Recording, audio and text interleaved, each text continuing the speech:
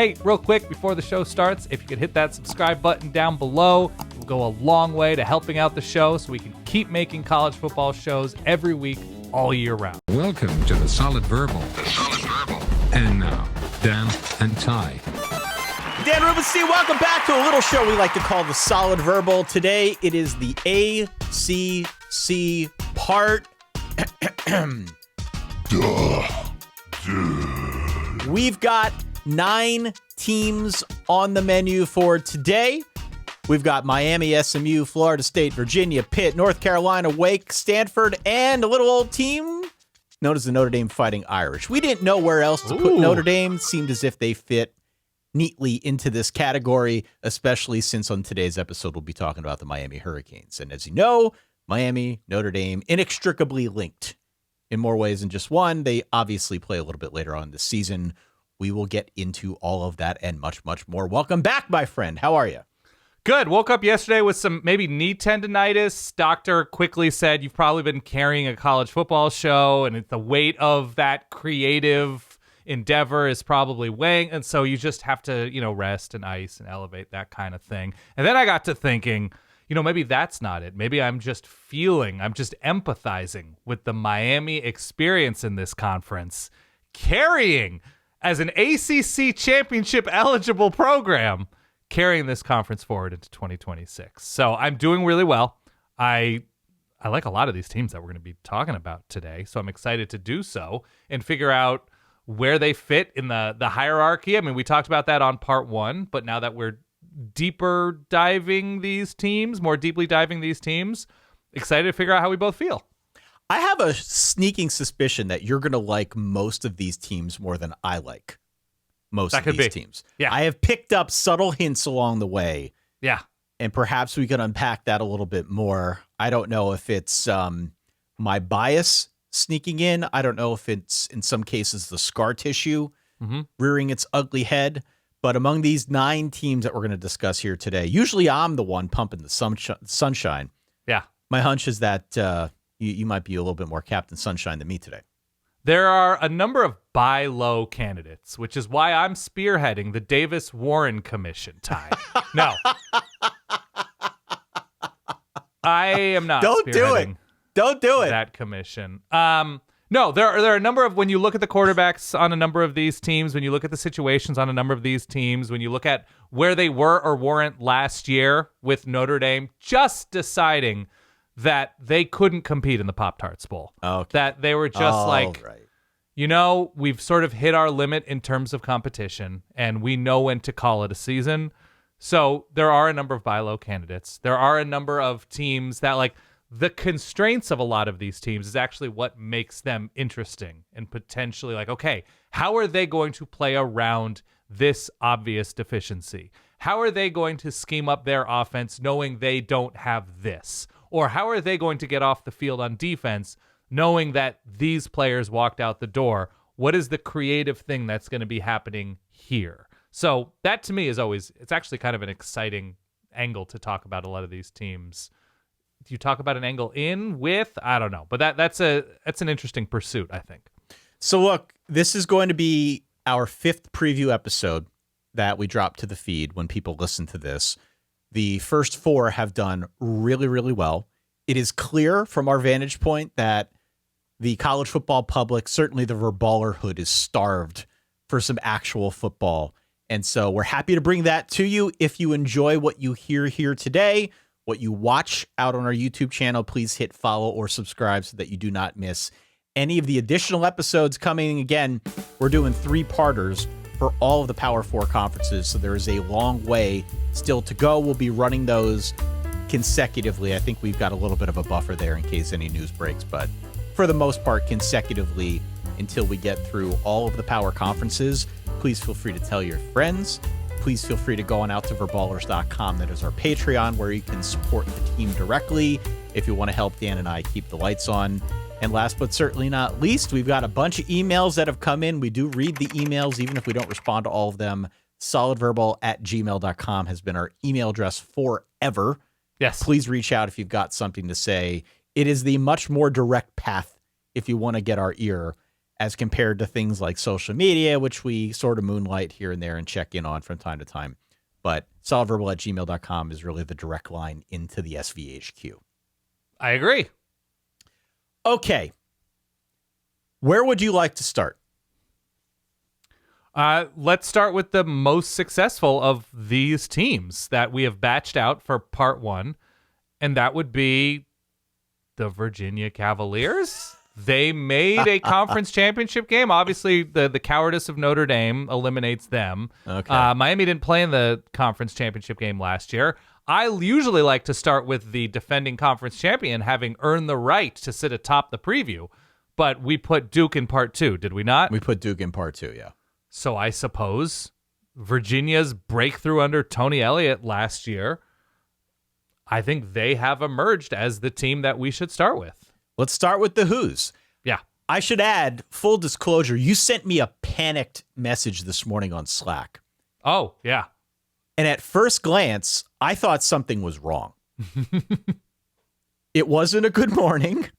It was the results, or it wasn't the results of today's Map Tap competition that you and I have going on. Not a sponsor, would be thrilled to have MapTap as a sponsor. It was a sentence with 2 expletives about Virginia's schedule.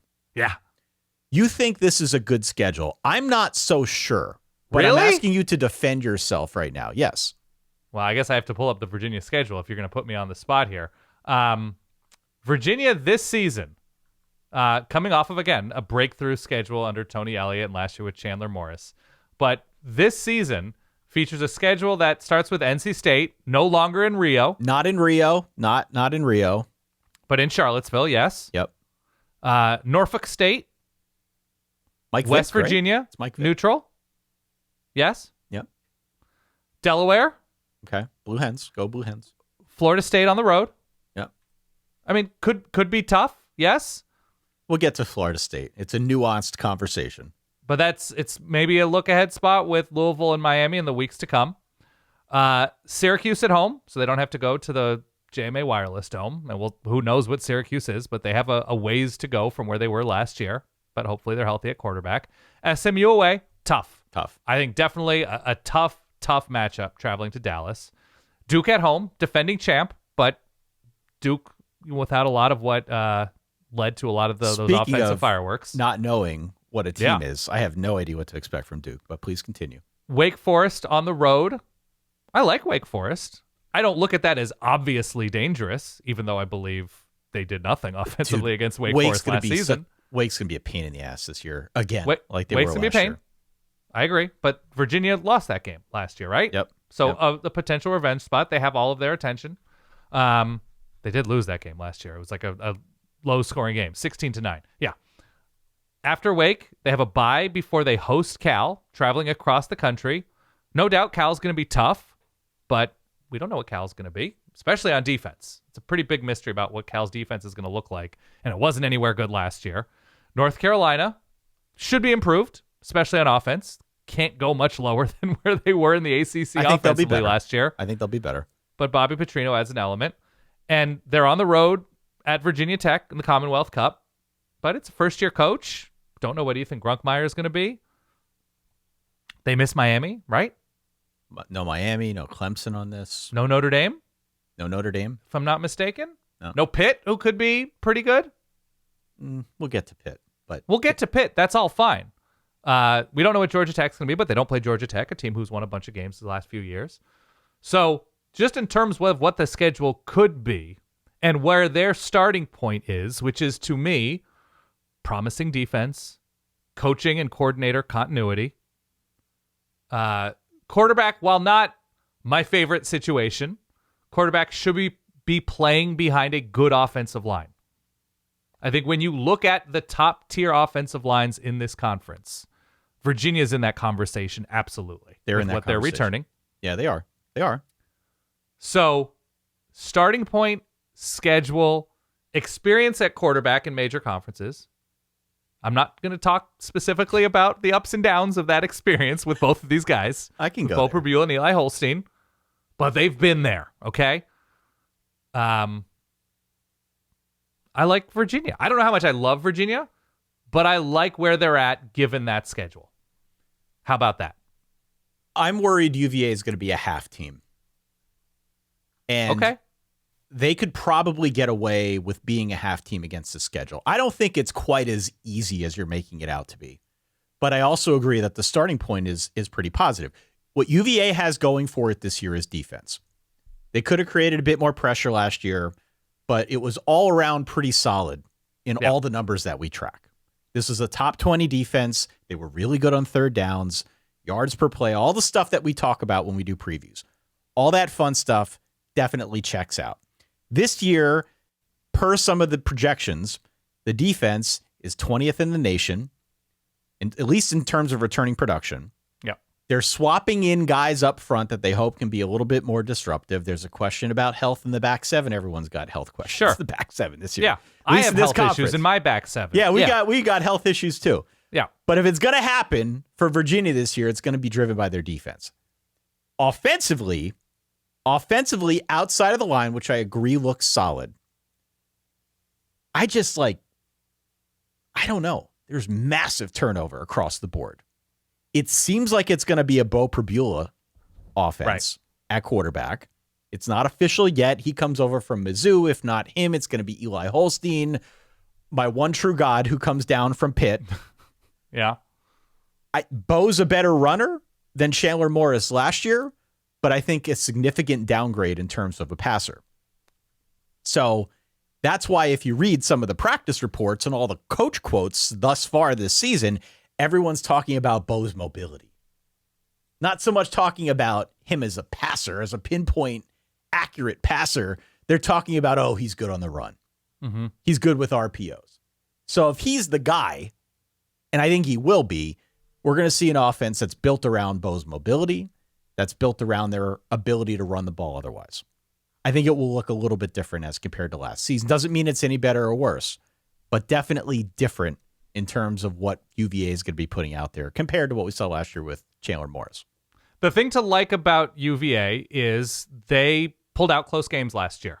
There is some sort of proof of concept that Tony Elliott has his dudes prepared to play 4 quarters plus, right? The double overtime game against Florida State. I want to say they beat Louisville in overtime last year as well, when I think the Cardinals came back to tie that game late. Yeah. That there is something there culturally, there's something there emotionally, mentally, whatever, that has this team prepared to win close games.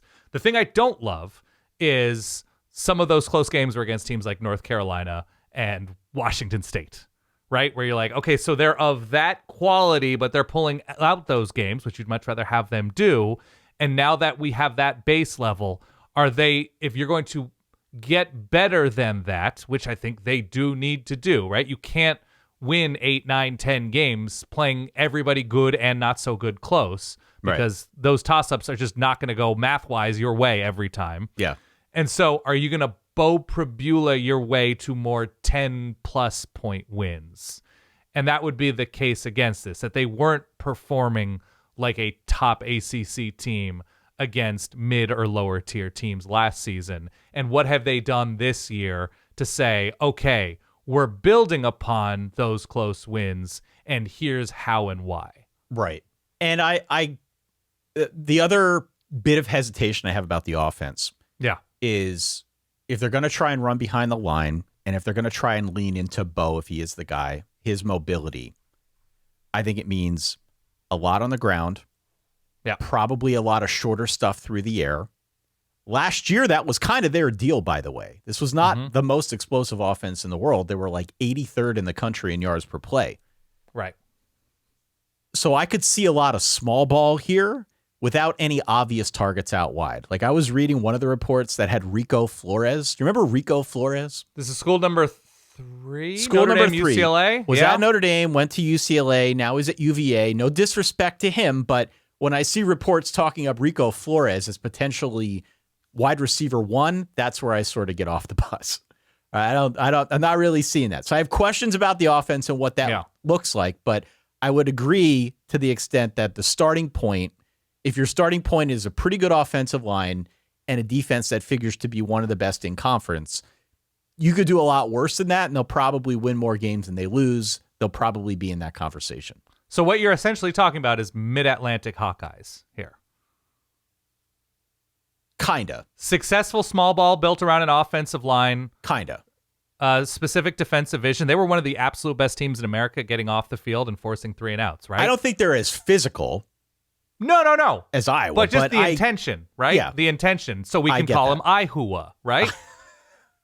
Would that be accurate? No? Yes? I would take Bo Prabula over Mark Gronowski, but Ihua, yes, we could do that. I mean, they're not dissimilar in how Iowa used Gronowski.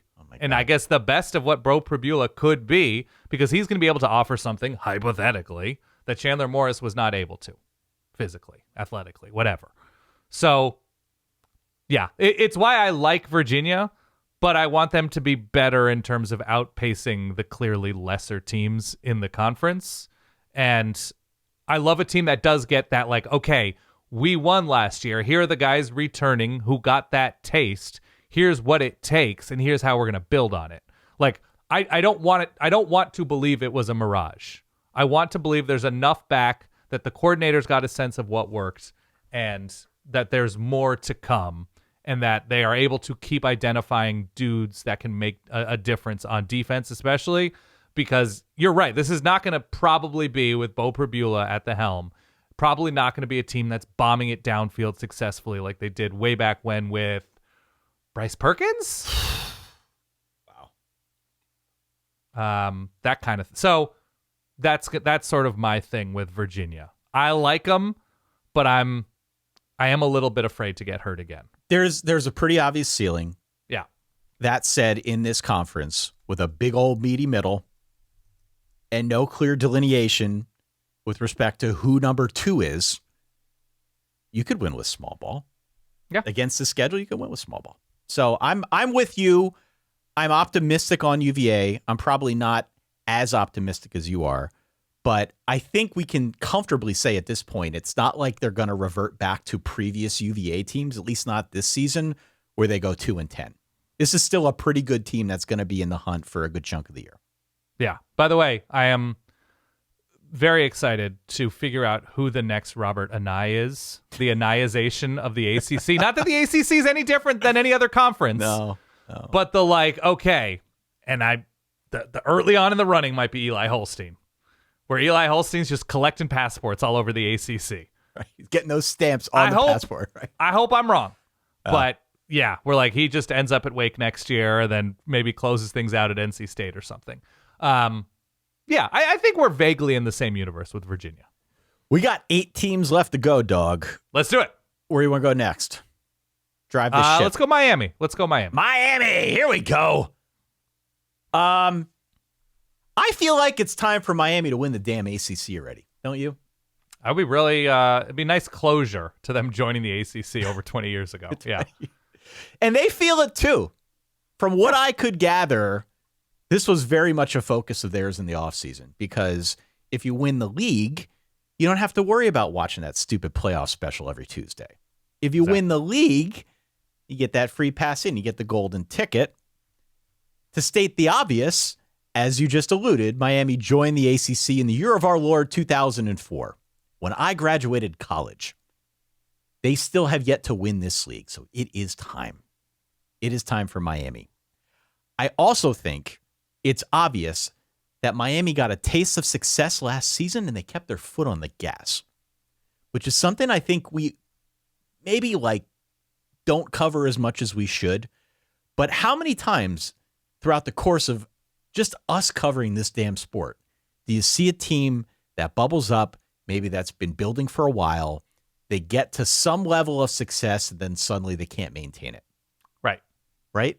For sure. We do not have that in any way, shape, or form with this Miami team. Now, there could be injuries, like if Darian Mensah gets hurt, if some things go off the swivel, then yeah, maybe that's a different conversation. But this is very much not a team that acted as if they got to where they needed to be and they were cool with it. They very, very much kept their foot on the gas, and I appreciate that.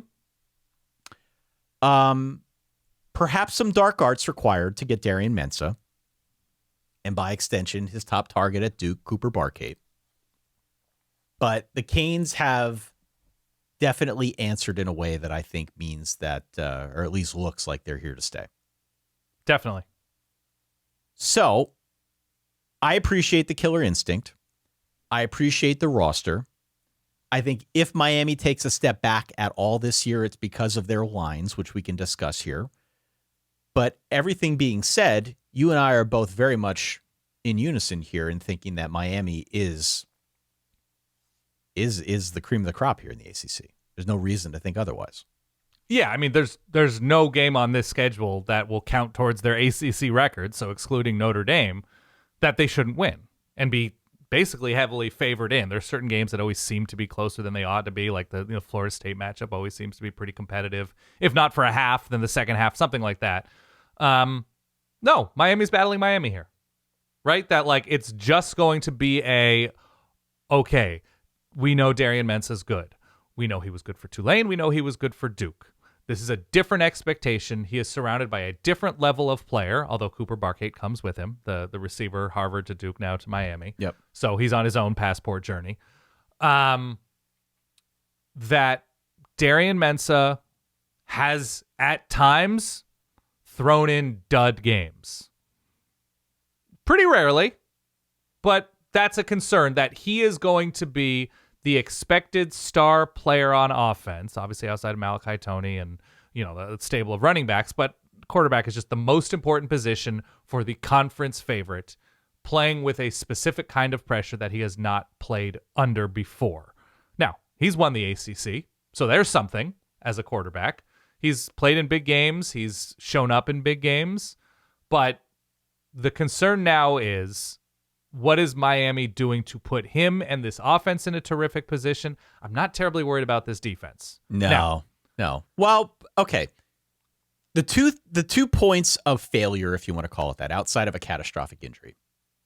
One is the defensive line. I think the defensive line has to take a step back because they lose Ruben Bain and Akeem Mesidor, both of whom were absolute game wreckers off the edge last season. Like, if you watched them at all last year, those guys were everywhere.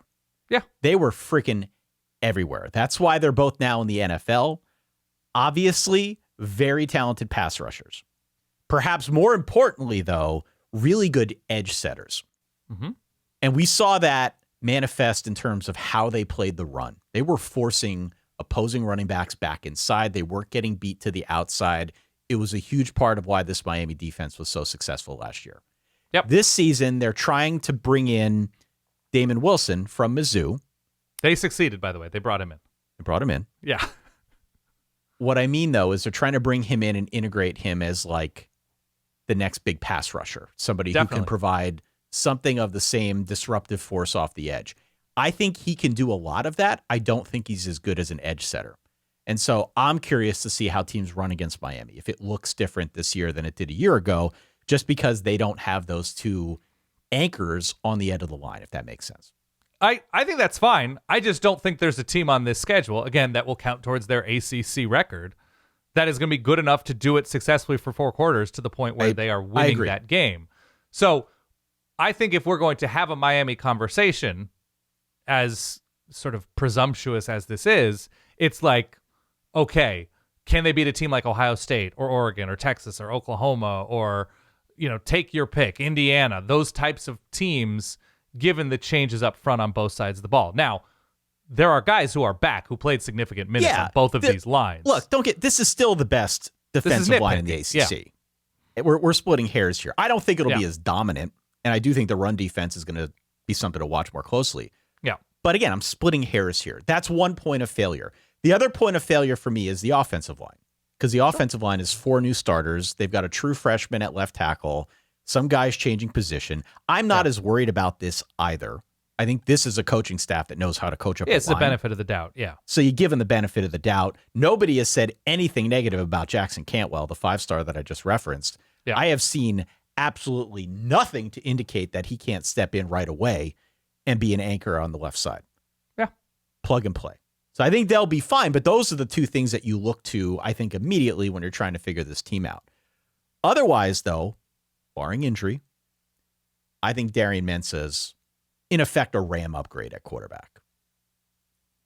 Yeah. I mean, look, he's had some sloppy moments as a quarterback in lesser games, so it's a bigger stage. Is he better than Carson Beck, in your view?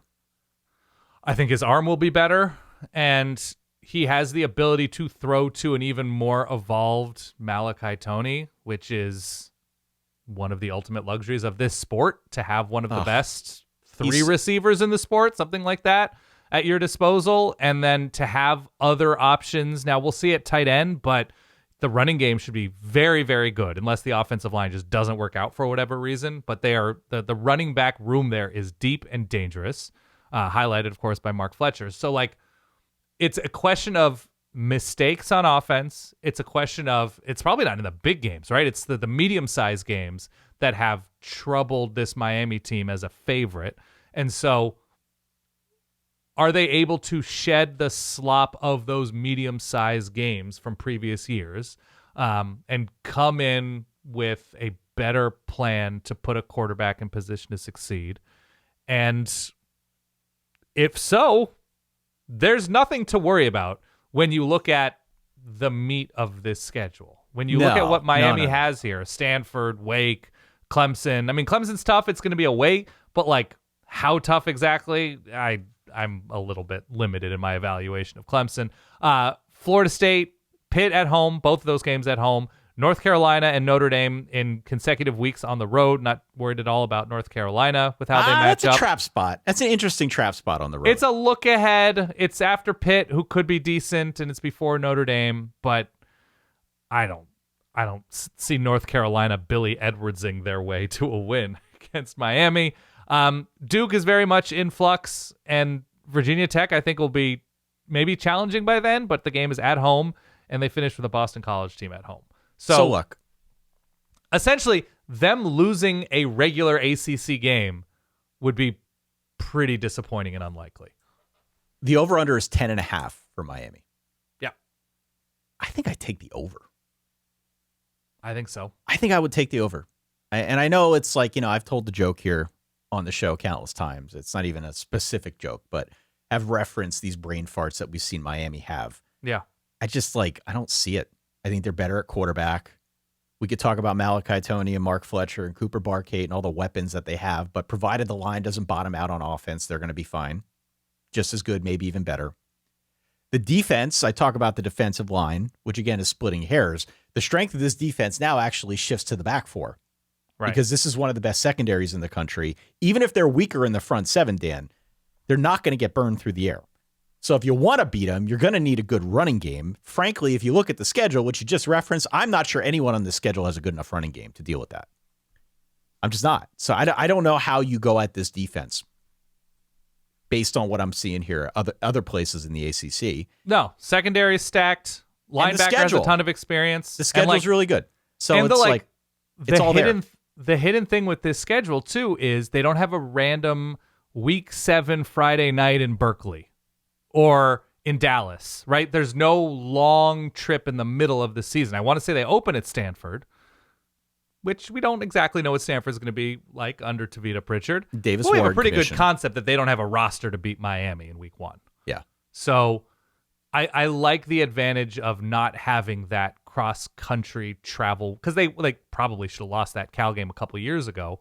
But otherwise, I just think it works out really well. And if we're previewing Notre Dame on this episode, we should mention that game looms huge. Obviously not necessarily for an ACC record, but as a measuring stick as to where both of these programs are mid-year, when that was the game last year that essentially decided who would or wouldn't be in the college football playoff. Yeah. So, I mean, I don't think you could ask for a better schedule. The toughest game is Week 10 on the road at Notre Dame. Mm-hmm. Not a conference game. Otherwise, outside of a Clemson game in Week 5, everything else of real substance is at home. Again, the over-under is 10.5. I think I'd take the over. I like this team a lot. I was skittish on them last year. That's on me. It was a really, really good team the full way through, even though they had a couple moments here and there. Miami's winning this conference. Yeah. Full stop. I can't wait to see the creativity with which they use Malachi Toney. Like, he's going to get the Steph Curry, Reggie Bush gravitational treatment. They're going to line him up in different places. Defenses are going to have to shade to him, and it's going to open up, in a perfect world for Miami, a ton for this offense. Did we then want to pivot over to Notre Dame? Sure. So Notre Dame is not in the ACC, not officially. Play a bunch of ACC teams. That's why we're including them here. Also, it keeps things to a nice round 18 number, and we don't have 8 on one preview and 9 on another. So we'll talk about Notre Dame, if only because we're talking about Miami. And they were the team that the ACC network put on its airwaves 400 straight times as they were trying to influence the college football playoff with Miami beating Notre Dame last season. So that's right. If they're good enough for the ACC network, right, they must be good enough for our ACC preview. Okay. This is the best Notre Dame team at a minimum since we started our show back in 2008. Really? Oh, yeah. Okay. And if I think back to even like the better teams we've seen over the last 20 years, there was always an Achilles heel. There was always a hole that we could talk about openly, that everyone knew about, that could be exploited. I don't think that's the case this year. Ty, let's not talk about exploiting holes on this show. There are people listening in the Chrysler Pacificas. Let's just I don't even want to talk to you about settle down. The text message I got from Mama H when you started referencing the glory hole on the Pac-12 preview. Oh yeah, G6 football, filling the glory hole. Don't make me talk about that any more than I have to. Chrysler Pacifica, not a sponsor. Come on board. Come on board. Yeah. This is not the case this year with Notre Dame. This is a very complete team. That's not to say there aren't questions. There are questions. But the types of questions are different going into now year 5 under Marcus Freeman. Yeah. They're winter wonder type questions. Notre Dame is loaded. This team is loaded. I am beyond excited as somebody who roots for Notre Dame. They are loaded. They are number 1 in the nation in returning production. CJ Carr is one of the favorites for the Heisman Trophy. The offensive line, though there are some new faces, figures to be just as good as advertised, as good as we're used to seeing from a Notre Dame squad. They've got more edge rushers than they know what to do with, and they've easily got one of the best secondaries in the nation. Yes. There is a lot to work with here on the Notre Dame side of things. I don't know where you want me to start. I could probably talk until I'm blue in the face. I've got a lot to say about Notre Dame in 2026. But based on what you have seen, as I guess the objective third party, if you want to call yourself that, which is probably a stretch, where are you at with Notre Dame before I wax poetic? I think the depth is there for a deep run in the playoff. I think the upside is obvious with this team. I think the double-digit wins is sort of a foregone conclusion given this schedule. The question I have with Notre Dame right now, with how the roster is currently constructed, is if we are buying into the CJ Carr hype, which I think is worthwhile to do. The question with CJ Carr is kind of a data point thing, that they played their biggest games in the first 2 weeks of his starting career for Notre Dame. He didn't have an incredible game against USC, although I think the weather was pretty shoddy for that one in the rain in South Bend. And he wasn't bad against Miami or Texas A&M early. In fact, he made a bunch of impressive plays given how it was his first and second start as a Notre Dame quarterback.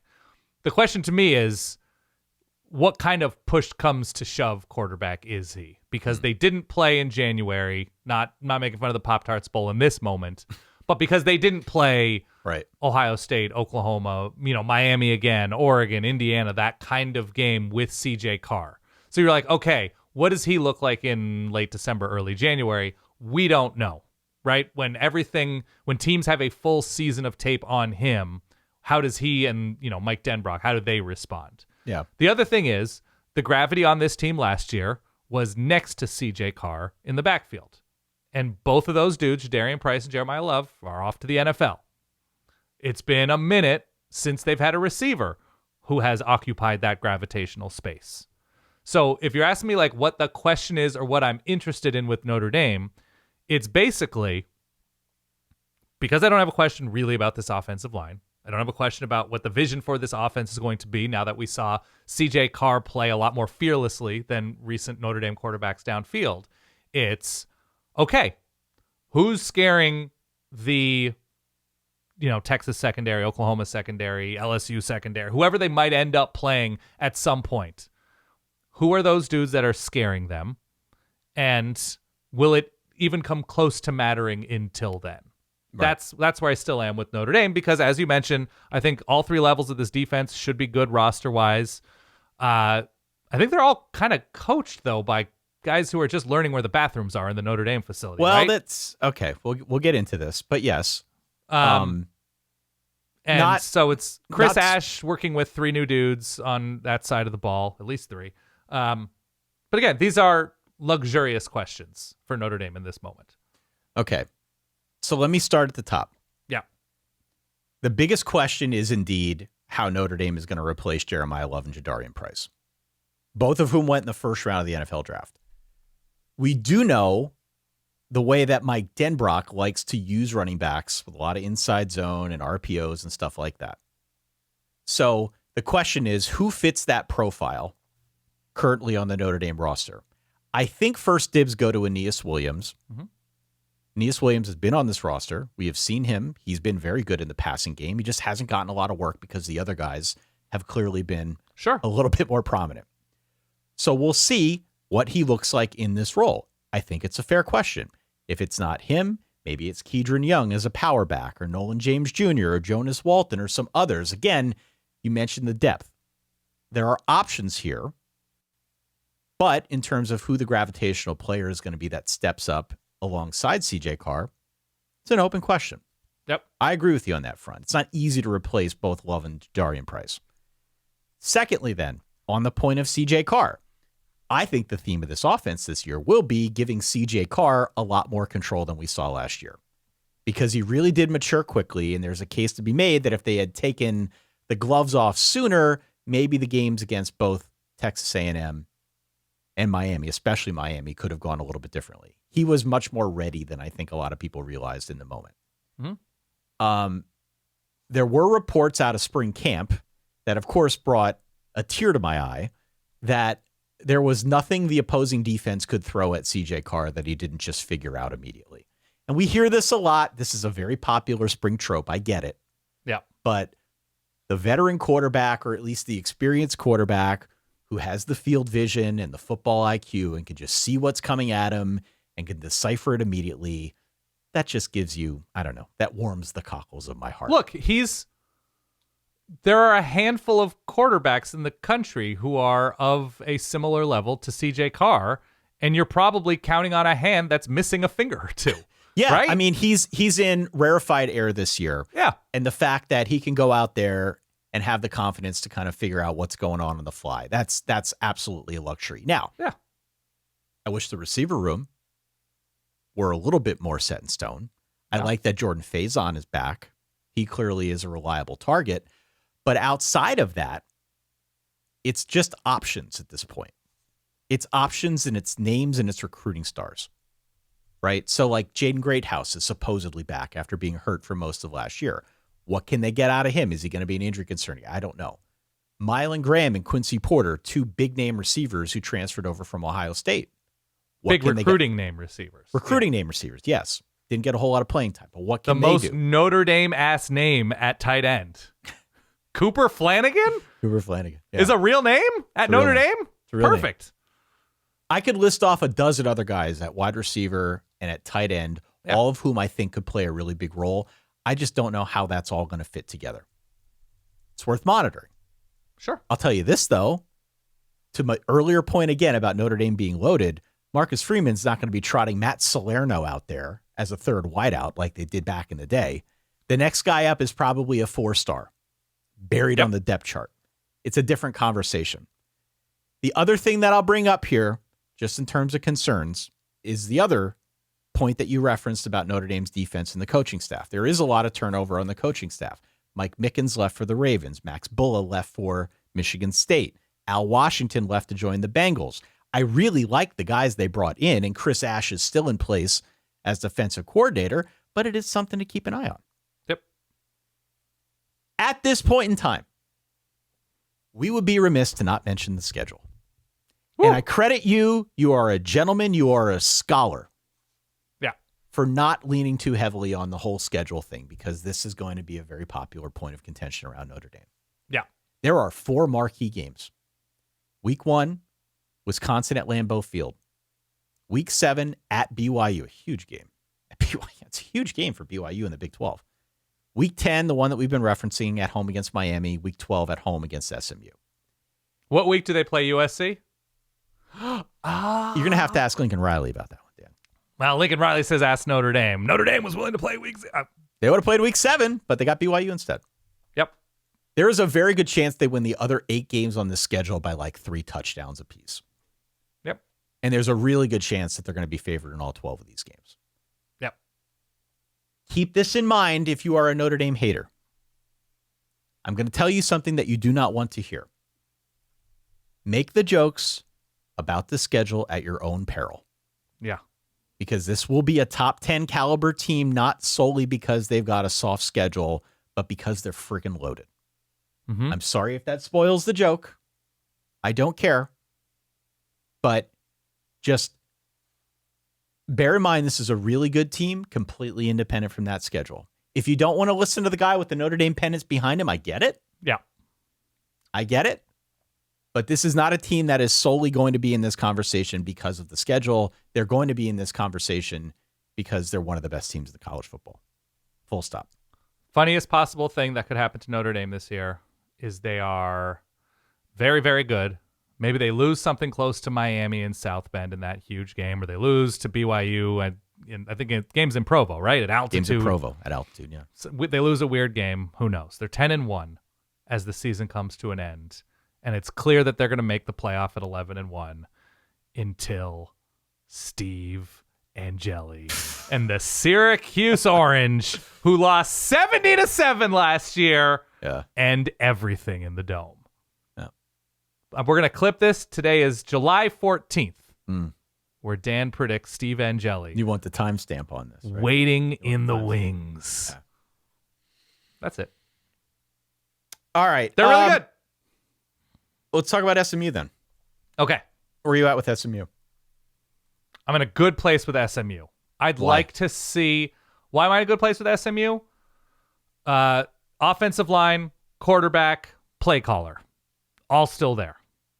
They have an upper-tier ACC quarterback in Kevin Jennings. They return enough on the offensive line.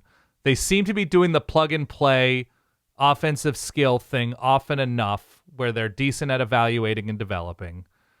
I know that they're making a change at coordinator, or their coordinator left, but it's still Rhett Lashlee calling the plays. Right. Defensively, it was hiring internally for new co-coordinators with Scott Simons, right, who left for the Cowboys, who's been their very good defensive coordinator, although last year, up and down. It's a decent enough starting point for me where against this schedule, as I bring up the schedule, I think I'm okay. 9-3 seems like the region. If they like early on split maybe at Florida State and at Louisville, they have Notre Dame on the road late, so they've got some challenges on the road, but obviously teams have to come to Dallas too.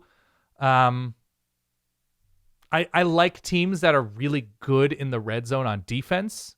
There's something to me. I mean, obviously the play calling is in new hands this year, but there is something to me about that, like that organization and that coordination that I like a good deal. So I think SMU is going to win a bunch of games. I think there's a talent ceiling and a roster ceiling to this team. I do have questions about where this defense is going to be, but I don't know. They're another one of those teams, like we talk about, like Alex Mirabal getting the benefit of the doubt with an offensive line. I kind of give Rhett Lashlee the benefit of the doubt with winning ACC games. Well, that's the thing. Like, I think SMU is quietly one of the most interesting teams, not just in the conference, but around college football, because in a very short period of time, the plot line has shifted from whether they belong to what it's going to take for them to fully break through. Yeah. SMU made the title game their first year. They made the playoff their first year in the ACC. Yep. And if not for Wake or Cal a year ago, it might have happened again in 2025. They've been really, really solid. It feels like they're on the cusp of maybe being something more, which I think is what you're getting at here. Yeah. Because the next step is absolutely winning the conference, i.e., or getting to the playoffs and winning a playoff game. But they're kind of right there. They've already made the playoff. They've already made the playoff. The next step. Yeah. But winning. Yes. Winning once they get there is, I think, the next step for them. Two schools of thought with SMU for me. On one hand, you got Kevin Jennings, star quarterback. You mentioned him, still there. The offensive line looks like one of the better ones in the league. They did really well in the portal, I think, to fill in the gaps. Mm-hmm. All that stuff's really, really good. On the other hand, there's a lot of new skill guys. There are questions about both the front and the back of that defense and, as you mentioned, the two coordinators. Certainly. Yeah. So there's a little bit of a push-pull. The most fascinating subplot, though, is their new running back. Sure. Kendrick Raphael. Killed him last year when he was playing for Cal. Yeah. So what'd they do? Brought him over. Yep. Brought him over, trying to give the running game a little bit of a boost. SMU was not a consistent rushing team at all last season. A lot fell on the arm of Kevin Jennings. He had to make magic in very obvious passing downs. So it was telegraphed, and it made it harder for him. Teams are playing drop coverage. Really hard to throw into that. This year, they're hoping that new running back, new mojo, maybe the receiving core can step up. Again, provided they can get a little bit more of a boost on the ground, I think there's a strong likelihood that could be a pretty big missing piece that we didn't see a year ago. If we get good Kevin, they're winning a bunch of games. If we get good Kevin, they're winning a bunch of games. Yeah. High Havoc defense was really good against the run last year. They had issues against the pass. This year, like I said, issues for me, both the front and the back of this thing. I think they're big enough up front. More a question of, can they get the same production off the edge that they had a year ago? Because if you're not getting the pressure, you're putting a lot more pressure on your secondary. And there are certainly some teams in this schedule that I think could take advantage. Agree. Schedule spaced out pretty well. It's clear that there isn't a whole lot of room for a slow start because they got road games against both Florida State and Louisville in the first 3 weeks of the season. That game against Louisville is going to be really big. Yes, agree. But after that, Cal, Virginia Tech, Notre Dame still in the schedule. Win totals at 8.5. I'm with you. I'm on the over. I think they get to 9. I think they end up playing Miami for that conference title, but it is not going to be a walk in the park for SMU. And there are some really, I think, interesting questions about what happens this year. Their swing games are also, at least after the first, I guess it's 2 out of the first 3 weeks, but Virginia's at home, Cal's at home, Virginia Tech's at home, Wake is at home. A lot of those, I don't know if I like them on the road. A lot of those games are in Dallas. Yeah. And so the other game that feels a little bit trappy, if Stanford has a heartbeat, getting them on the road after a road game at Notre Dame, however that Notre Dame game goes, we've seen it happen before. Didn't Louisville lose at Stanford recently? Yep. There's just situationally, and I think that's Stanford a week after the rivalry game against Cal. So it's tricky for Stanford too. But that game in Palo Alto, we shall see. Where are we going next? Also, Steve Angeli will win that game for SMU somehow to finish out the season. Somehow, some way, yeah. Let's go to Pitt. Your beautiful Pitt Panthers. They're not my beautiful Pitt Panthers anymore. They're not. I'm actually going to let you go first. I have Pitt scar tissue after being super high on them last year. Are you going to swing too far in the other direction? TBD. I need a moment to decompress. So you go first. It's kind of just all offense with Pitt, right? It's how can Pitt become more boring in a good way? Last year was sort of boomer bust, and Mason Heinschel was a revelation. They won a bunch of games in the middle of the season. They weren't competitive with Notre Dame, at least after the first quarter. They definitely weren't competitive against Miami in a game that felt trappy for Miami, and Miami just stomped on them. The scheme helps the defense stop the run really nicely. I know they're making some changes on the defensive staff. To me, the question with Pitt is like a poor man's Notre Dame question of where the yardage, who are those dudes that are just devouring yards on this offense? Where is the game-changing running back or receiver coming from? I think we like Cade Bell as an offensive coordinator. I do. Yeah.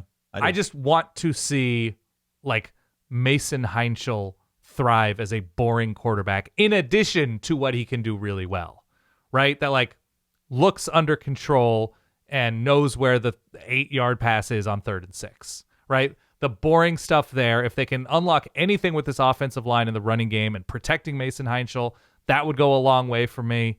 Defensively, obviously, changes happening once again, but if we're going to talk about benefit of the doubt, Pitt figuring things out on defense, even making changes along the coaching staff, I think there are enough pieces that, like, there are very specific questions with Pitt, like, can they get pressure up front without, blitzing, stuff like that.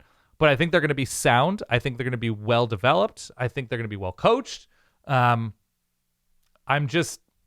I think Pitt is sort of occupying a Pitt space in the ACC right now. Generally not going too far below, even though they did a couple years ago. Generally not going too far above. It's the worst compliment I can give a team in that I just say, I think Pitt is just Pitt at this point with Pat Narduzzi in year whatever.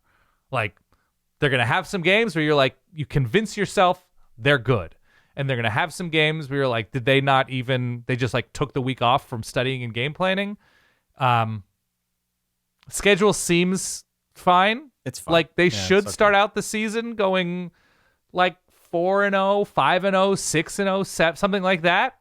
And then come careening back down to earth as the schedule is backloaded with Miami, Georgia Tech, Florida State, Louisville, and Cal on the road. Cal is on the road. Florida State's at home. Georgia Tech's at home. But they're away more often in the back half. The teams seem harder in the back half. And so I think we are setting ourselves up to like a 6-1 start, 7-5 finish. Something not ideal back end. Yeah, Pitt's one of those teams that I think I'm least sure of. Like, I could make a case for 5-7 or 10-2. Like the 10-2 case is tough. Yeah, but so is 5-7. Yeah. So I think I'm with you. There's a baseline here with the defense. I think the defense will be pretty good. Like, the line will be fine at stopping the run. Braylon Lovelace, their linebacker, is a legit star. The secondary, I think, will be better than some people expect. They'll be fine on that side of the ball. You're right. Yeah. It comes down to offense. I like the setup where it's Mason Heinschel, another year with the same coordinator, Cade Bell. I think the offense will make for good TV. It always does, because Cade Bell likes to spread you out, likes to play with tempo, and he likes to throw like crazy. That's what he does. Okay? If he can take a step forward, the way I expected Eli Holstein to take a step forward at the start of last year, this offense is going to be more explosive, it's going to be more efficient, and it's going to be better. Yeah. But who are those dudes? Who are the other dudes to watch? Is it going to be Sincere Lee? Great name. Mm-hmm. Played for Cade Bell. Back in his days at Western Carolina, had like 1,400 yards over 2 seasons in the Cade Bell system. Didn't play last year, transferred, redshirted. Could he be a guy who steps in at wide receiver and be really productive? Who are those dudes for Pitt that are going to bubble to the surface and become gravitational players? Agreed. Who are those guys? I don't know, which is part of why I'm not sure where to go with Pitt. The good news for Pitt is in mid-July, the defenses that they're scheduled to face, I know, there's not a lot of obvious wreckers on this schedule. No. Like, we think Florida State's defense should be pretty decent. There's talent on that defense. They have a respected defensive coordinator in Tony White. We think Louisville, even with sort of promoted coordinators on defense, has enough on that roster to field a good defense. Yeah. We know Miami should have a good defense. Beyond that, at best, fan bases are hoping the defense works out otherwise. That's a nice start. Yeah. In theory and on paper, the matchup with Miami late in the season could be really interesting. In theory. I'm not going where I went with it last year. Miami killed Pitt. He beat the brakes off him. Right. But in theory, it could be a letdown after an emotional Florida State spot for Miami. Yeah. In theory. But the game is in Coral Gables. I tend to come down at like 8-4 for Pitt. Okay. A very Pittian. Pitt's Pitt. 8-4. There's a lot of teams, it seems, that are settling into or continue to settle into a spot. Like, there's a giant ACC sectional couch, and Pitt's like, second cushion from this armrest. Yeah. That's where we are. That's where we've entered our ass groove. Yeah. I'm about 80% of the way out on Florida State. Florida State's tough. I am hedging a bit, though, because there are aspects of this team that I really like. But the elephant in the room is that it's going to be year 7 under Mike Norvell, and Florida State went 5-7 a year ago.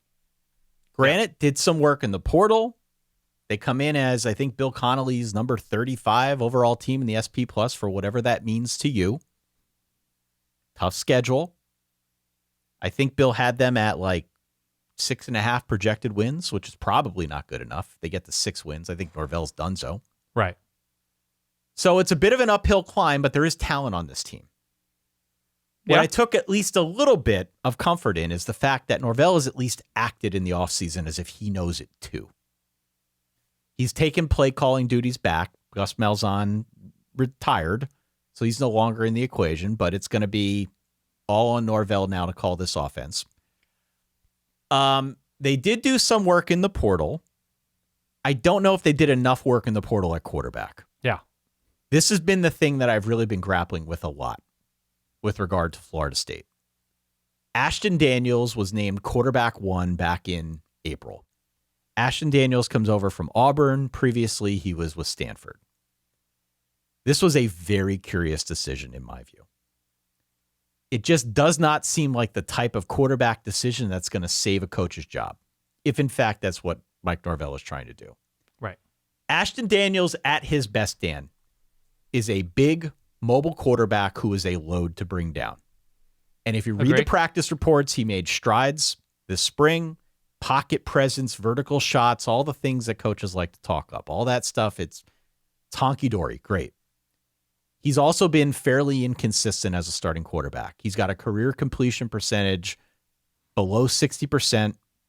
If this is going to work, especially behind a new offensive line, they're going to need to build the whole damn plane out of the threat of him running.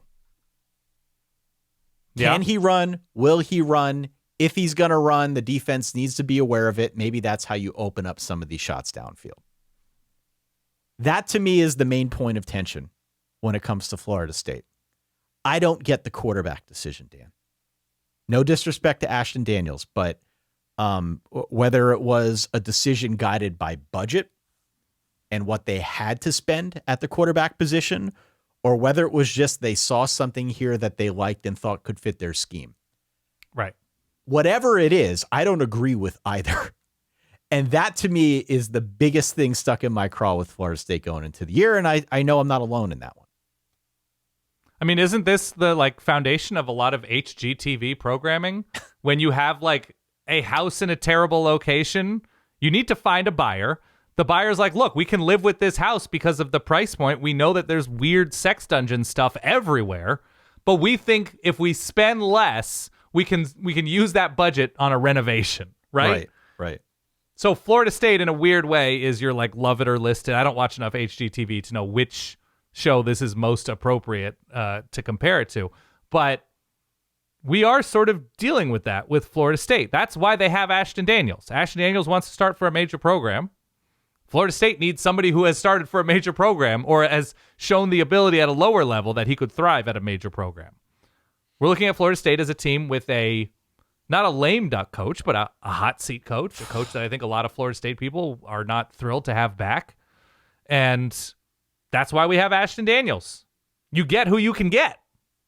Ashton Daniels goes where he can go. And here's the marriage. The reason I'm not fully out, I do like their skill talent. Yeah. I do like Deuce Robinson, who's 6'6", 230 out wide, one of the best receivers in college football. Backfield's awesome. I really like the backfield. Trey Wisner comes over from Texas. Usman Kroma had a really good campaign last year as a freshman, could be a star in the making. Yeah. It sounds like they might find some sets where they can get both their running backs on the field at the same time, which is low-key a fantasy thing over these last couple seasons. I don't know if you've taken note of this, right? When a team's got more than one running back, we're going to find ways to get them both on the field. Of course. That's fine. I like it. I mean, I think that's fun. Yeah. So there is that. It's not like they're totally void of talent. That's not the case at all. But it's a question, I would say, at least at the quarterback position. Defensively last year, Tony White, they did make some gains. As Bill Connolly pointed out in his preview, they got better at bending without breaking. Yeah. But didn't force enough turnovers. They weren't very good in the red zone. They still allowed too many successful plays. It was better, and I think it could be better again this year. They did retain the services of the Desir twins, who were both in the portal at one point, but then came back. They're going to be guarding the edges. I like the line. I do get more leery on this defense the farther back you go into the back seven. But I would say defense is not my primary concern. They had, I mean, you said bending but not breaking. They had the kind of inverse of that, though, didn't they? They sort of had the, like, not bending often, but when they did, they would break. There was, yeah. The red zone defense wasn't good, but they limited big plays. It was a very strange profile. It was a Dos Equis profile. It was a strange profile. The issue I see for Norvell outside of the offensive stuff that I mentioned is probably the schedule. Yeah. There are 7 teams on this thing inside the S&P top 40. Miami, they're on the road. It's just SP. It's no longer SNP. Whatever. Bill can't use that anymore because of, I think, Standard & Poor's, I think. At Miami, at Alabama, home against Florida, home against Clemson, at Louisville, home against SMU, home against Virginia. And by the way, they're also at Pitt for a road spot. Pitt would be number 41 on the SP plus preseason projections. Yeah. So this is tough. This is a tough slate. Florida State in week 1 is home on a Monday night against SMU. They're off the next week. Then they go to Alabama. It's going to start off hot and heavy for the Seminoles. Correct. I almost think that SMU game is a must-win. Sure, I agree. I think they got to build some early vibes because this could come off the swivel rather quickly, especially with this schedule where they might not be a prohibitive underdog against a lot of these teams, but there are a lot of coin flips on here, Dan. Yeah. And you know as well as I, you start losing vibes, things got off to a bad start, it could go south in a hurry. That's what happened to Penn State a year ago. Yeah. And look, I want to believe in reclamation projects that sometimes it's just bad luck where you've been and everything that happened at Stanford and Auburn last year for Ashton Daniels. But if I'm a starting point person, SPP, offensive line questions and quarterback accuracy and turnover questions in the same stew feels a little bit funky. And I just don't I don't like getting behind that. The schedule, at least, look, they've already proven that they're better than Alabama, right? They've already proven that. They have proven that. They have proven that. In a moment in time, they did. Not long ago. No. It was, yeah. They don't have a cross-country road trip, right? They're going to Alabama, but they're not going to SMU, Cal, or Stanford, correct? Correct. They, I think, don't get what they don't get. Oh, they do get Boston College away, but otherwise, they don't really face the perceived lowest tier of the conference all that often, if at all, whoever you're considering that to be. Like, everybody kind of has a heartbeat on here, and that's not ideal for a team looking to win 8 games. Now, you can also look at where Florida State was last season. Like, look, they weren't far off. They were competitive in a lot of the games that they lost. And so it's figuring out how to go from a 3-quarter team to a 4th quarter or a double overtime team. They return a lot of players, good and bad for the situations. Yeah.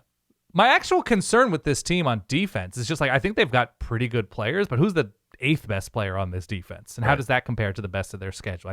I actually think it's a quantity thing at a certain point on this defense. And obviously still questions on the offensive line. I don't think they're far off, but I think that's kind of the problem too. Yeah. That he's had this much time to be not far off in year 7 at Florida State. Right. In year 7. That's kind of the problem. If you want to start talking about like renovation projects. Yeah. I have a friend who has been renovating his bathroom for 7 years. Yeah. At some point, you got to finish the project and you got to show that there's a vision to move the whole thing forward. And he's not finishing with a Toto Japanese built-in bidet situation. I don't. It's probably a little bit above his price range. Yeah. Okay. This Toto has got not a sponsor. 100% could be. Oh, absolutely. This has got to be the year for Norvell. It's got to be the year for Norvell. And gotta clean that ass. Yeah. If he goes 7-5, I think he's done so. I think it's like eight wins or bust. It's a money thing too, right? I think it's not just a will they, won't they thing. It's will they, won't they find the cash. Yeah. All right. I want you to talk to me at this juncture. Okay. About our beautiful North Carolina Tar Heels. Oh, UNC. I don't think I feel great, but I think I can talk myself into year 2 of a definite improvement at offensive coordinator, a defensive coordinator with track record of decent success, making a smarter decision, I think,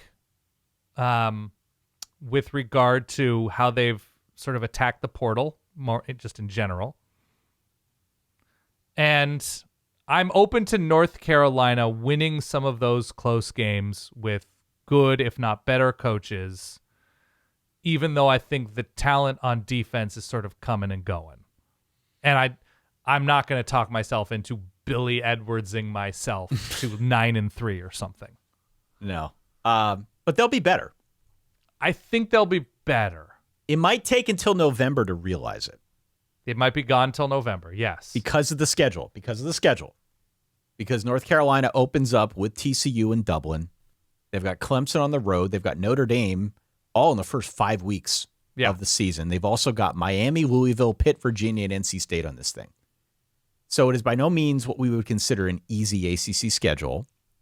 And I think there's a really good chance that they start the year 1-3 and everyone writes them off.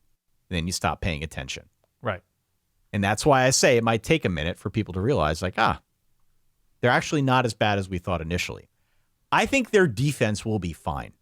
It was a mess at the start of last year, but then quietly it got better throughout the course of the year.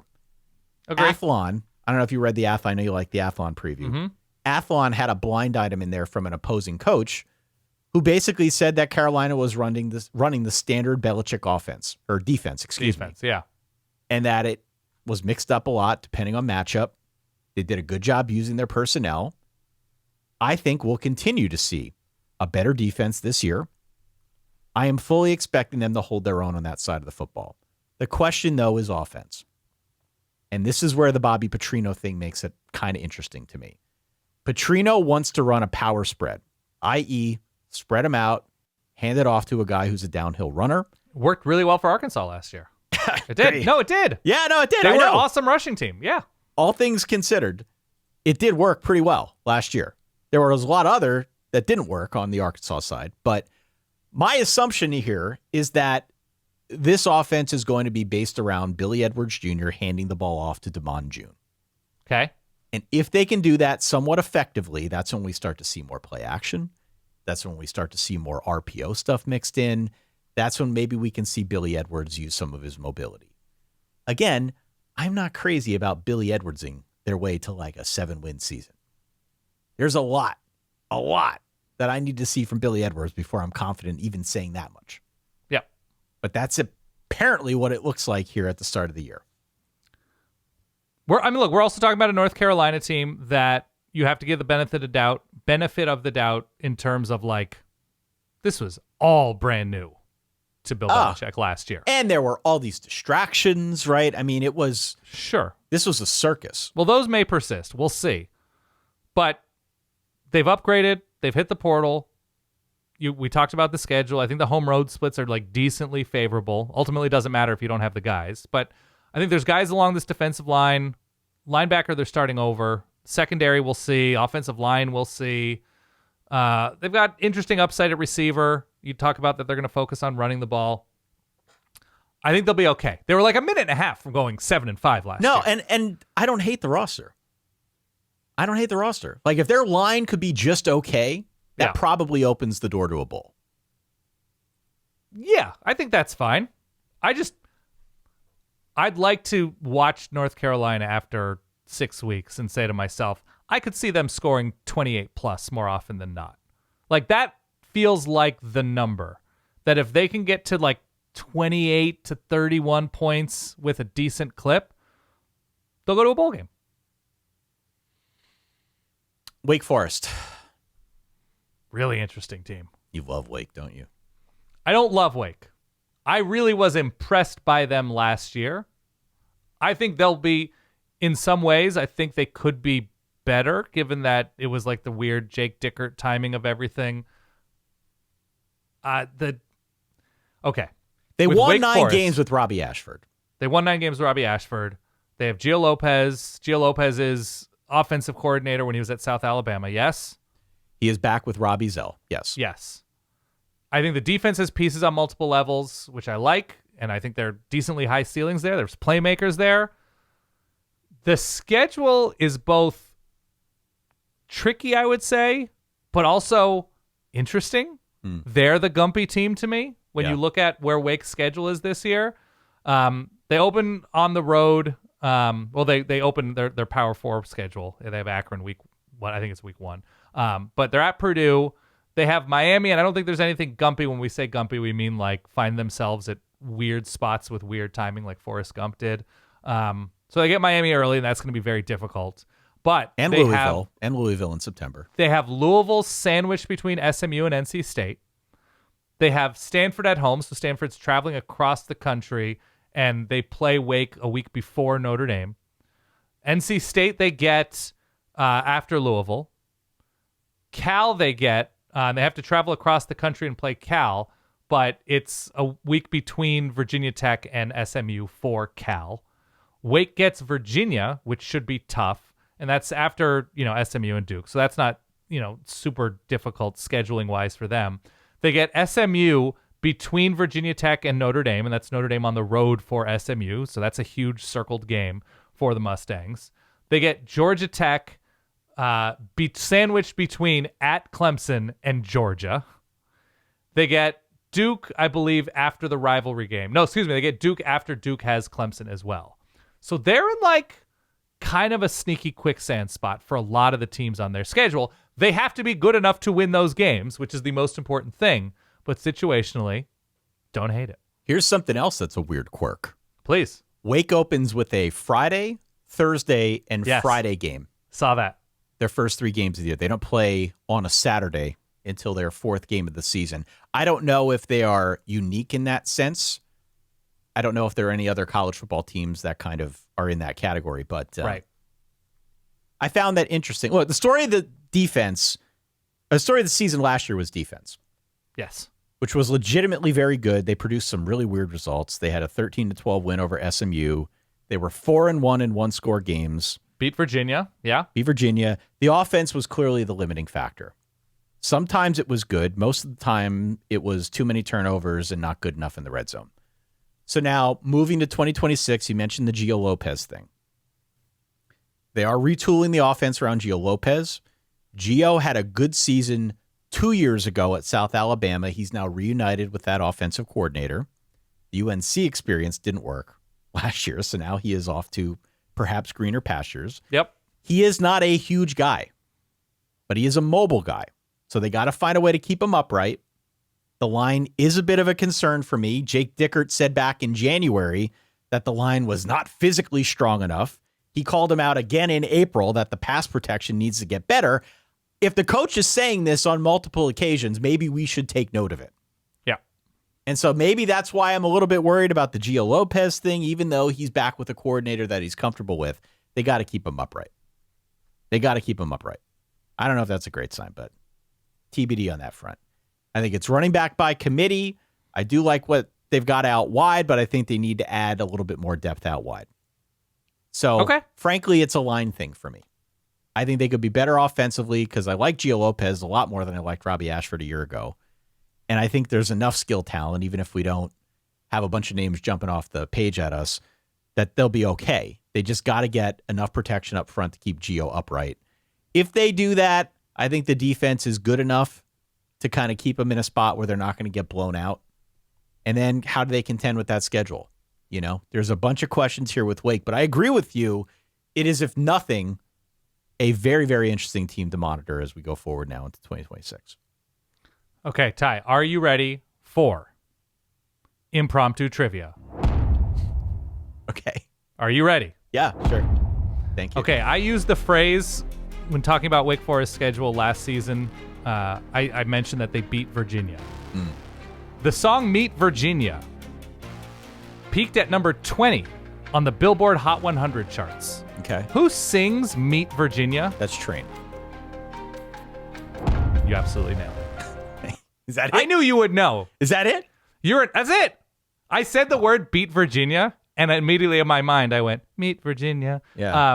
And I had to make sure because you are a long established Train head. I am a Train head, yeah. Yeah. Do Train fans, I think you would know this, do they call themselves like conductors? Is there like a special train-related fan term I for don't know. diehard trainers? Yeah, I don't. That I can't. Engineers? I can't Cabooses? No. Don't know. They should. Okay, that's all. I don't know I just about want to cabooses, verify that you knew that. Cabooses might be a little bit too much of a double entendre, but Yeah. we got one team left here. That's Stanford. Yes. Your beautiful, beautiful Stanford Cardinal. I've had good experiences in Palo Alto. I've enjoyed my time there going to Stanford games. I was just out at Palo Alto. Oh, you passed through? Going to the national team game? Yeah, I World Cup? took the Caltrain down to the VTA Orange line from Mountain View over to Santa Clara, and there was a Palo Alto stop here. It's a good time. I enjoy it. How are we feeling about Palo Alto and the Stanford Cardinal this year? Again, it's a color, not an actual bird. How are we feeling? Tavita Pritchard, new coach. It's going to take a minute. Okay. It's going to take a minute. So the defense was ahead of the offense last year with, what was it, Frank Reich running things as an interim role. Defense was ahead, and defense wasn't good. No. It was just ahead of a very bad offense that I think it was Bengal Branson was the one in charge of operating under center. Yuck. So, look, he was thrust in a bad position. The whole thing, it's just been tough in Palo Alto. Can we call the offense the Warren Commission this year? I reserve the right to, yes. I mean, you came up with it. I'm just wondering how we want to apply I said this. The Davis Warren Commission, yes. Right. Okay, so you have a quarterback who, at his absolute best, might be like efficient and not mistake prone. I think that's what we can say, given offensive line questions, receiver questions, transfers coming in. We'll see on defense. I don't know. I guess the defensive line would have to be more disruptive than we think. Look, if they're making a bowl game, which I think is the absolute height of any Stanford expectation in year one, or Tavita Pritchard, which is a cool story given his time at quarterback there and, coming full circle. If they make a bowl game, that means a couple of these transfer receivers work out. I think they're bringing in one from Yale who had a big season last year. It means, defensive back has to be, I guess, solid. Defensive line has to show something. And the list of teams is probably Hawaii, Duke, Georgia Tech, Elon, NC State, Cal, given where they're playing a lot of those games. Yep. That's the best possible situation. I think there needs to be patience. This needs to be built from the offensive line out, given Stanford's reputation, given where this program has had somewhat recent credibility in developing offensive linemen. Stanford should be able to find large humans to build a team around. They're in the unenviable place of literally Northern California playing in the ACC, but it's still a school that should appeal to everyone given the academic ceiling. I think it's going to be a tough year. I think Davis Warren is plugging a hole on a raft awash at sea right now, and that's okay. They needed somebody. And I think they'll get to an interesting place eventually, but I think it's a Jimmy and Joe thing right now. I do think it was a smart hire. I like the hire. I hope so. I think Stanford already feels more organized. The roster's a big shrug. And to the point of the schedule, there's like only one game on here that looks like a guaranteed win to me. So it could go south in a hurry. Right. But, Tavita Pritchard's been in the NFL the last couple of years, working with Jaden Daniels. I don't think he's going to turn Davis Warren into Jaden Daniels, but it's clear that maybe he knows what he's doing, at least in terms of developing quarterbacks. Maybe that's why he got the job under Andrew Luck. Stanford does bring a lot back from a year ago. Again, bad team, so make whatever you want of that. But just to keep the roster somewhat intact, I think in and of itself is a bit of a lift for a new coach. Right. The most important player on offense this year is Micah Ford, the running back. Whatever the offense looks like, it's going to be built around him. He's the type of guy who's fun to watch because he runs through contact. And there's a decent chance he gets to 1,000 yards. So keep that name in mind. Micah Ford, the offense will probably run through him. And defensively, Matt Rose is the name at linebacker. Had over 100 tackles last year. He is clearly the most important player on defense. Anything good that happens to Stanford this year is probably as a result of one or two of those guys. Just keep that in mind. But in terms of expectations and what we're thinking, and is Stanford a bowl team? Are they not? I'm not even going there. This is a full reset. It's going to take a minute. I like the hire. Let's see what he can do. He's obviously a Stanford guy. But, yeah, it's going to take a few cycles for this to fully materialize, if it ever does. Yeah, so we're saying they're far away, which brings us to our next trivia question. Okay. Meet Virginia came out in 1998. Oh, my God. The number one song from 1998 on the Hot 100 Billboard charts, according to Wikipedia.com, was by a band named Next. What was the name of that song? A band named Next. Yes. And I connect this to the fact that if Stanford is far away, they're definitely not blank, which was the name of the song from Next. We did an episode themed around this. Did we? Too Close? Too Close is correct. I have the sound on my board somewhere. I could pull it up if I had a little more time. Yeah. Yeah. So it is hard for Stanford, but they're not too close. I mean, they're making it hard for us to find a way through to a bowl. Exactly right. Exactly right. So, full circle. I forgot we did that. Yeah. Do you remember it now? It was, remind me, it was once again, you just said it. Well, it was teams that are extremely close to bowl eligibility. Yeah. And did we do that in season? Yeah. No. It wasn't in season. It was clearly an off-season concept. Classic. Classic us. That was all you. Classic Ty suggesting songs about boners. Yeah. Tying it to college football. Good stuff.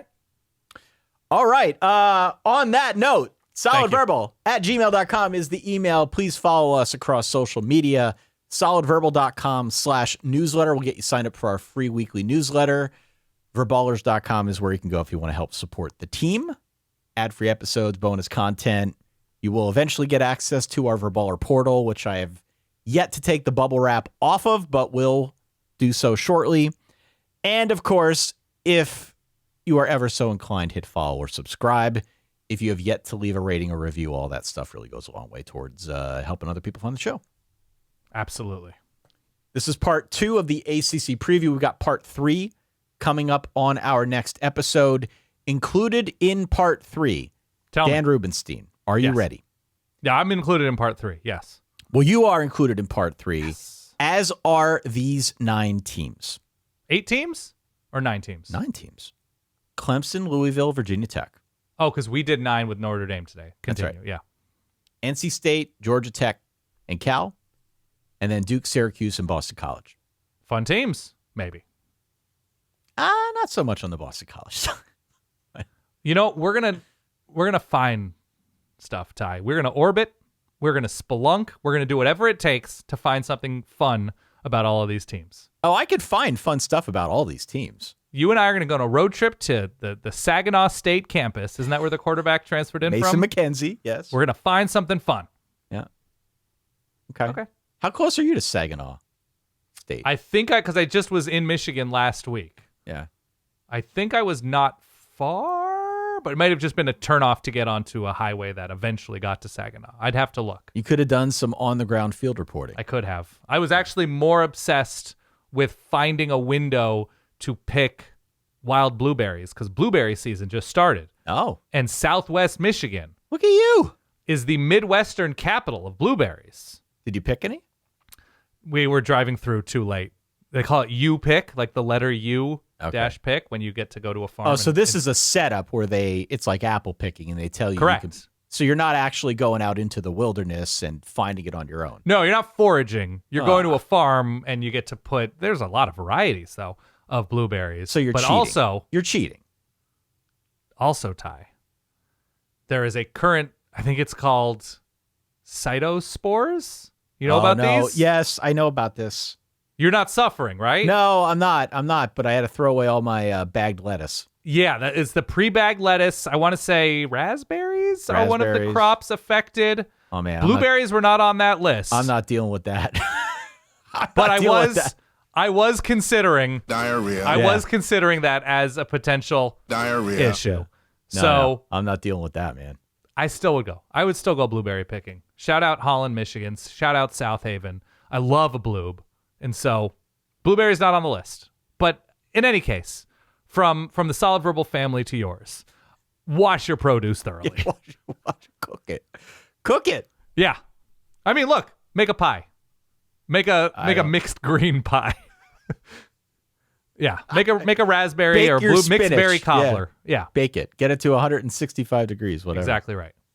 All right. 9 teams down, 9 more to go. ACC Part 3 coming your way next episode. Thank you so much for hanging with us here over the last hour and 15, hour and 20 or so. For that guy over there, my good friend Dan Rubenstein, for myself, Ty Hildebrand, we'll catch you all next time. In the meantime, stay solid. Peace.